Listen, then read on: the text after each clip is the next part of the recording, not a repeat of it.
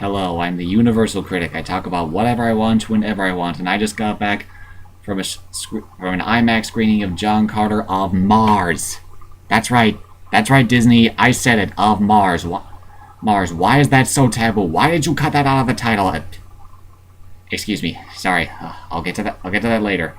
So as you can tell, I have some emotional attachment to this movie, or more accurately, the book it's based on. I'll get one thing very clear. I've only read the first John Carter of Mars book, the very first one, A Princess of Mars. So I've never read any of the other films. So I don't know if it's borrowing some. If this movie is solely based on Princess of Mars. Well, okay, let me try that again.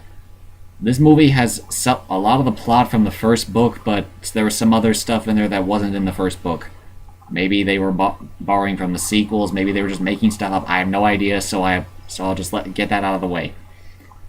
Anyway, how is the movie? Well, again, like my other reviews, I'll just break it apart piece by piece. This movie picks and chooses what it likes and doesn't like about the source material. The story, like I said, it borrows a lot of elements from A Princess of Mars, but again, there were the other elements I mentioned. They may have been from the other books, they may not have been, I have no idea, but they seemed a little unnecessary. But overall, it didn't destroy the movie, it just sort of was a little distracting. And the same thing happened with the characters. They didn't pick what they liked about them and what they didn't like about them. And in the book, John Carter was sort of like this noble, selfless warrior character. In the movie, he's just kind of this nihilistic misanthrope who only cares about himself and no one else. I thought that was a little odd. And the female character, Princess Deja Thoris, in the book, in the movie, she's like a very intellectual scientist. I'm not saying that's a bad thing, but in the book, she was just, I guess that's kind of an improvement over the book. In the book, she was just sort of your very kind of basic, romantic princess romantic interest for the main character, and didn't really contribute much other than just being the love interest. So I guess I'll let that one go. The others, well, the other characters were kinda off, but again, I guess they weren't, the changes they made to the other characters weren't as major as they were to the ones with John Carter and Deja Thoris. The other character changes are tolerable, I guess. What else? How this movie? Some people claim this movie is knocking off other movies. Well, let me get something perfectly clear. The original John Carter Mars book, A Princess of Mars, was published in 1918. Well before anything like Avatar or Star Wars or Star Trek ever existed. In fact, these books are what helped inspire people like George Lucas or James Cameron to make those kinds of movies. But, well, how this of course, that I once read a comment on YouTube that this movie came out like 35 years too late, because now all these sci-fi movies like Star Wars and Avatar are basically borrowed influence from this movie. Now you got this movie coming out making it look like a ripoff, even though that's where most of those ideas came from in the first place. So yeah, apparently this movie has been in development hell for like 30 years. In fact, there's been talks of a project like this since the silent era. Yeah, so of course, this movie may look like a knockoff, but keep in mind, if you've read the books, you'll know that the original book is where all those ideas like Star Wars and stuff came from, but like I said, it just looks like a knockoff. It's not actually a knockoff. Yeah. Well, let's talk about the visuals. There's one main problem with this movie. It's the look of the planet Mars, or Barsoom as they call. For the red planet, it doesn't look very red.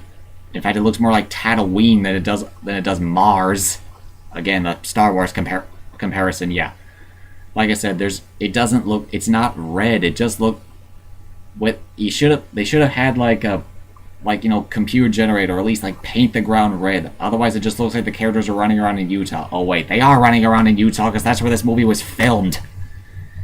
Like I said, it reminds me more of Tatooine than Mars. I guess it's not bad because there are some weird things about it that kind of look alien-ish, but like I said, it's Mars. It's the red planet, not the sandy brown planet. Get your flipping visuals color scheme right.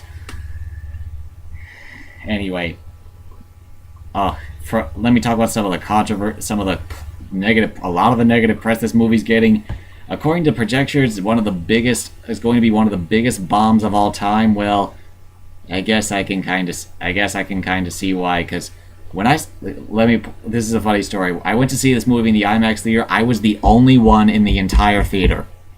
Aside from me, there was nobody else in the theater. I was alone the entire movie. Nobody else came in. Nothing. Not even a janitor or an usher came in. Nothing. So, yeah, but I guess this movie is probably going to lose a lot of money. But is it a bad movie? No. There are some things you can enjoy. There are a lot of things you can enjoy about the movie. Like I said, the action sequences are pretty fun. The 3D, well, the 3D was actually pretty good in the action sequences, and even though, like I said, it may look like this movie is ripping off Star Wars and stuff, like I said before, keep in mind the John Carter and Mars books are where most of those ideas came from. So just throw that mentality out of your head right away. But like I said, there are some enjoyable things. The action sequences are fun. The 3D is pretty nice, and the sound effect and the music's pretty cool. And parts of the story, though it does have its flaws and it can be pretty confusing and nonsensical, it's still a pretty satisfying, fun story. There's nothing awful about this movie. Like I said, I'm glad I saw this movie, but it could have been so much better, especially if they'd taken more care of the source material. But I bitched about that enough in this review. Anyway, John Carter Mars is good, but not great. So as long as you know what you're getting yourself into, just sort of an old-fashioned pulp fiction adventure, sci-fi space opera, or whatever you call it, as long as you know what you're getting yourself into, you'll probably enjoy this movie. If something like that does not interest you, don't see it. You won't get into it. I'm the Universal Critic. I talk about whatever I want, whenever I want. Goodbye.